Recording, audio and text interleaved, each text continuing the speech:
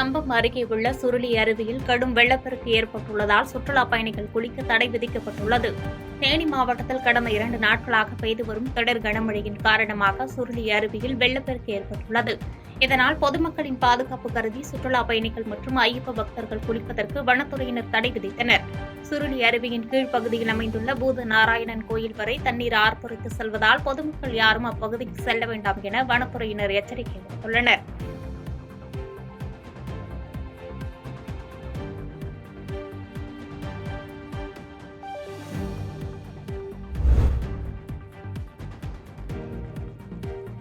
மதுராந்தகம் அருகே நேற்று பெய்த கனமழை காரணமாக பல்வேறு பகுதிகளில் சாலையில் வெள்ள நீர் செல்வதால் போக்குவரத்து துண்டிக்கப்பட்டது.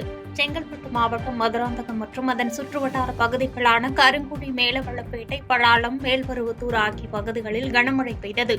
இதனால் பல்வேறு பகுதியில் சாலைகளில் மழைநீரானது வெள்ளம் போன்று செல்வதால் சாலை போக்குவரத்து துண்டிக்கப்பட்டது. பகுதிகளான கருங்குடி, மேலவள்ளப்பேட்டை, படாளம், மேல்மருவத்தூர் ஆகிய பகுதிகளில் கனமழை பெய்தது. இதனால் பல்வேறு பகுதியில் சாலையில் மழைநீரானது வெள்ளம் போன்று செல்வதால் சாலை போக்குவரத்து துண்டிக்கப்பட்டது. மதுராந்தகத்திலிருந்து எண்டத்தூர் செல்லும் சாலை, அதேபோன்று மதுராந்தகத்திலிருந்து பவுஞ்சூர் செல்லும் சாலை, பேட்டை செல்லும் சாலை ஆகிய பகுதிகளில் தண்ணீர் அதிகப்படியாக சாலையில் செல்வதால் பேருந்து போக்குவரத்தானது துண்டிக்கப்பட்டது. இதனால் பொதுமக்கள் பெரும் சிரமத்திற்கு உள்ளாகினர்.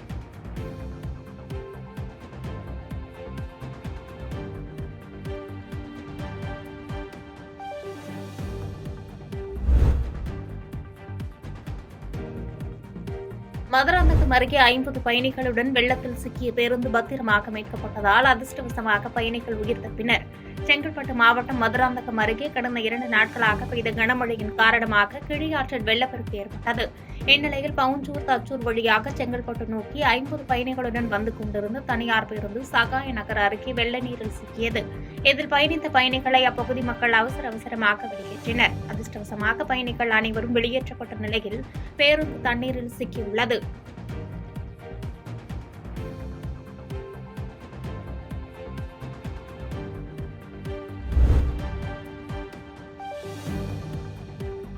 மயிலாடுதுறை மாவட்டத்தில் 3வது நாளாக தொடரும் கனமழையின் காரணமாக பொதுமக்களின் இயல்பு வாழ்க்கை முடங்கியுள்ளது. மயிலாடுதுறையில் நள்ளிரவு 12:30 மணியிலிருந்து அதிகாலை 2:30 மணி வரை சுமார் 2 மணி நேரத்தில் மட்டும் 7 சென்டிமீட்டர் மழை பெய்துள்ளது. இந்த அதிக கனமழையால் சாலையில் மழைநீர் பெருக்கெடுத்து ஓடியது.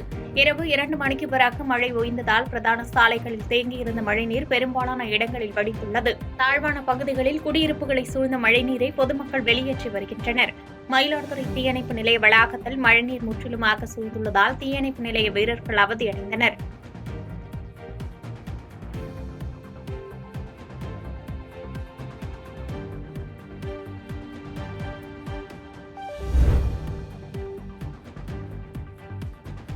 தொடர் மழையின் காரணமாக திருமூர்த்திமலை அமனலிங்கேஸ்வரர் கோயில் பகுதியில் வெள்ளப்பெருக்கு ஏற்பட்டு கோவிலை சூழ்ந்து செல்லும் வெள்ள நீர் பெருக்கெடுத்து ஓடியது.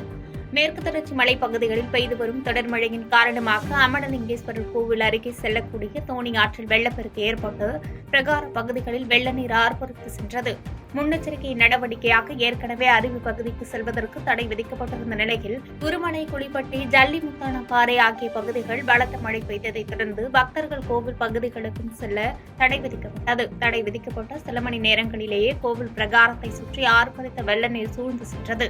தொடர் மழையின் காரணமாக வெள்ளப்பெருக்கு மீண்டும் அதிகரிக்கக்கூடும் என்பதால் கோவில் நிர்வாகத்தினர் நீர்வரத்தை தொடர்ந்து கண்காணித்து வருகின்றனர். மேலும் கோவில் பகுதியில் பக்தர்கள் யாரும் தங்கவோ ஆற்றில் இறங்கவும் வேண்டாம் என அறிவுறுத்தப்பட்டுள்ளது.